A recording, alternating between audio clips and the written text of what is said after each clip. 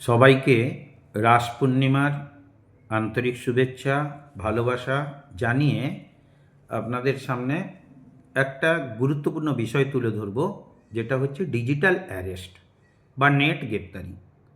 আপনারা জানেন বর্তমান দিনে অনলাইনে লেনদেন বৃদ্ধি খুব বেড়েছে, আর তার সঙ্গে সঙ্গে প্রতারণাও বেড়েছে।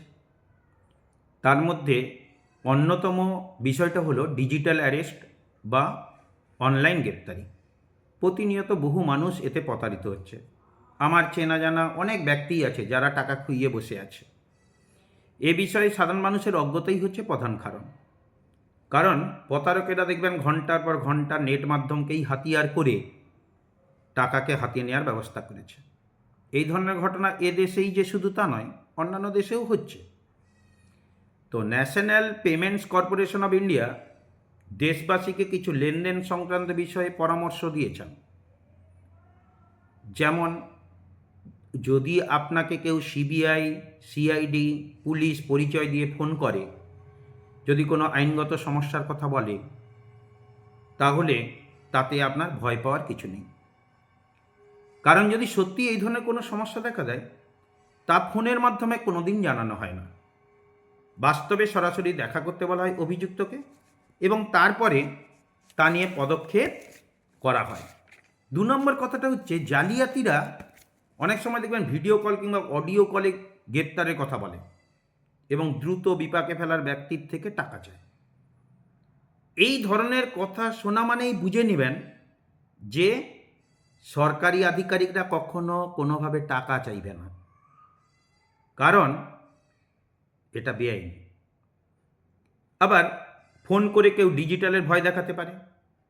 টাকা চাইলে বা অন্য কোনো হুমকি দিলে সংশ্লিষ্ট ব্যক্তিকে ফোনের অপর প্রান্ততে শান্ত থাকতে হবে। জালিয়াতরা আপনাকে সঙ্গে সঙ্গে ওটিপিটা পাঠিয়ে দেবে মোবাইলে, আর বলবে আপনি ওটিপিটা শেয়ার করুন, বা আপনার পাসওয়ার্ড কত আছে ব্যাংকে, সমস্ত তথ্য তখন তার হাতের কাছে পেয়ে যাবে। তাই আপনারা কখনো ওটিপি শেয়ার করবেন না, বা ব্যাংকের তথ্য শেয়ার করবেন না, তাহলে কিন্তু সমস্যায় পড়বেন। প্রতারণার কথা জানাতে সঙ্গে সঙ্গে ফোন নম্বর সঞ্চার সাথী পোর্টাল, এই পোর্টালে অভিযোগ করতে পারবেন। আবার যে কলটা আছে সেই কলটাকে যদি আপনার রেকর্ডিং করার ব্যবস্থা থাকে, রেকর্ডিং করে 193তে ফোন করে আপনি পাঠাতেও পারেন। জালিয়াতের হাত থেকে বাঁচতে গেলে আপনাকে বর্তমান দিনে যেমন মোবাইল ব্যবহার করছেন, তেমনি তার সম্পর্কে অনেকটাই সচেতন হতে হবে। কারণ অনলাইন ব্যাংকের ট্রানজ্যাকশান করতে গিয়ে আপনি যদি না কিছু জানেন, তাহলে আপনার টাকা ওরা যেভাবে হোক হাতিয়ে নেবে। তাই আপনাকে কোনোভাবেই ওটিপি কাউকে কখনো শেয়ার করবেন না। সন্দেহজনক ফোন এলেই সেটাকে উপেক্ষা করুন, ওই ফোন ধরার দরকার নেই। তথ্য যাচাই করুন, না হলে কাউকে ওটিপি দেবেন না। ওটিপি দেয়া মানেই মনে রাখবেন আপনার টাকা চলে গেল, আর টাকা একবার চলে গেলে আপনি টাকা পাবেন না। পাসওয়ার্ড কখনো কাউকে শেয়ার করবেন না।